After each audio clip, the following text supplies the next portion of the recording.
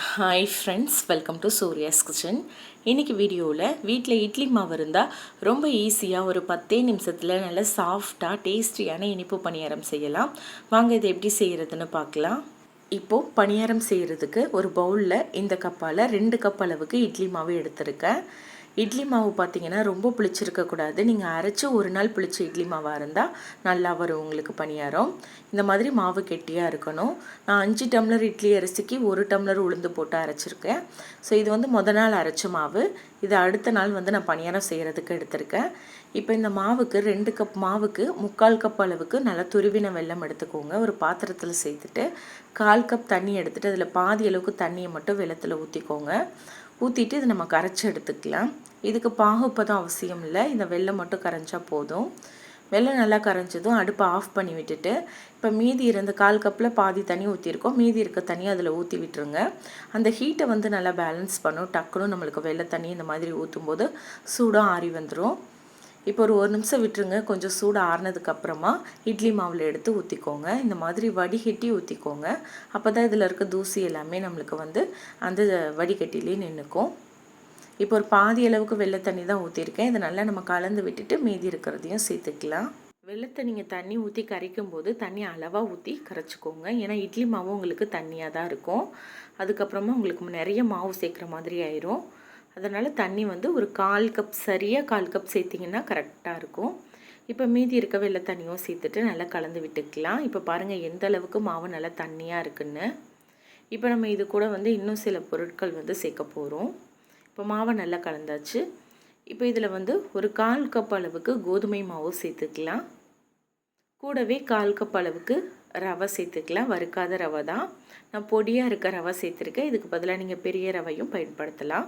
இப்போ இது கூட வாசனைக்காக ஒரு 1/2 டீஸ்பூன் ஏலக்காய் பொடி சேர்த்து இதை நல்லா கலந்து விட்டுக்கலாம். இப்போ கட்டி இல்லாத மாதிரி நல்லா கலந்து விட்டுக்கலாம். இப்போ மாவு பாருங்கள் பணியாரம் ஊற்றுறதுக்கு கரெக்டான பதத்தில் இருக்குது. இப்போ இது கூட 2 டேபிள் ஸ்பூன் அளவுக்கு தேங்காய் துருவல் போட்டுக்கலாம். அதிகமாக சேர்க்காதீங்க, 2 ஸ்பூன் போதும். சேர்த்துட்டு இதையும் நல்லா நம்ம கலந்து விட்டுக்கலாம். இதில் வந்து நம்ம ரவை சேர்த்துருக்கோம், அதனால் ஒரு 5 நிமிஷம் ஊறினதுக்கப்புறமா நம்ம வந்து பணியாரம் ஊற்றிக்கலாம். இது கூட நம்ம வந்து ஆப்ப சோடாலாம் சேர்க்க தேவையில்லை. இட்லி மாவே நல்லா புளிச்சிருக்கனால பணியாரம் வந்து நல்லா ஃப்ளஃபியாக வரும். இதில் நம்ம 2 கப் இட்லி மாவுக்கு 3/4 கப் வெல்லம் சேர்த்துருக்கோம். ஸோ கரெக்டான அளவான இனிப்பாக இருக்கும். ரொம்ப திகட்டாமல் சாப்பிட்றதுக்கு கரெக்டான இனிப்பில் இருக்கும். ஒருவேளை கொஞ்சம் இனிப்பு அதிகமாக சாப்பிடுவீங்கன்னா நீங்கள் 1 கப் வெல்லம் கூட சேர்த்துக்கலாம். இப்போ ஒரு 5 நிமிஷம் ஊறினதுக்கப்புறமா இப்போ மாவு பாருங்கள் கரெக்டான பதத்தில் இருக்குது. இப்போ இதை வந்து நம்ம பணியாரம் ஊற்றிக்கலாம். இதில் வந்து நான் உப்பு சேர்த்த இட்லி மாவு தான் எடுத்திருக்கேன். நீங்கள் வந்து உப்பு சேர்க்காத மாவுனா ஒரு சிட்டிகை மட்டும் உப்பு சேர்த்து கலந்துக்கோங்க மாவோட. இப்போ அடுப்பில் வந்து ஒரு பணியாரக்கல் வச்சுட்டு பணியாரக்கல்லில் ஒவ்வொரு குழிலையும் கொஞ்சமாக நெய் இல்லைன்னா எண்ணெய் ஊற்றிக்கோங்க. இப்போ நல்லா சூடானதும் இதில் நம்ம ஒவ்வொரு குழிலையும் மாவு எடுத்து ஊற்றிக்கலாம். குழி வந்து நிரம்புற அளவுக்கு ஊற்றாமல் கொஞ்சம் கம்மியாக ஊற்றிக்கோங்க. ஏன்னா இது கொஞ்சம் வெந்ததும் நல்லா வந்து ஃப்ளஃபியாக வரும்.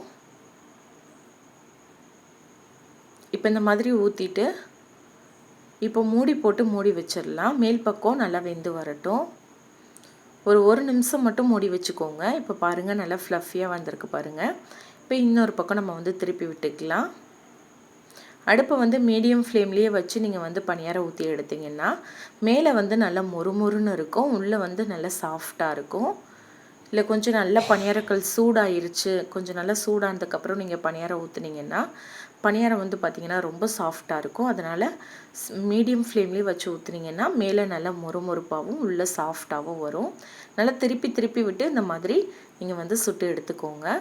இப்போ இதே மாதிரியே மீதி இருக்க மாவு எல்லாத்தையும் நீங்கள் சுட்டு எடுத்துக்கோங்க. நம்ம எடுத்திருந்த அளவுக்கு பார்த்திங்கன்னா 3 ஈடு வந்து பணியாரம் வந்து ஊற்றி எடுக்கலாம். அதாவது 21 பணியாரம் வரும். ஸோ கண்டிப்பாக இந்த மாதிரி ட்ரை பண்ணி பாருங்கள். ட்ரை பண்ணிவிட்டு எப்படி வந்ததுன்னு மறக்காமல் கமெண்ட்டில் சொல்லுங்கள். இந்த பணியாரம் ரெசிபி உங்களுக்கு பிடிச்சிருந்தா லைக் பண்ணி ஷேர் பண்ணுங்கள். சப்ஸ்கிரைப் பண்ணலைன்னா மறக்காமல் சப்ஸ்கிரைப் பண்ணிக்கோங்க. தேங்க்யூ.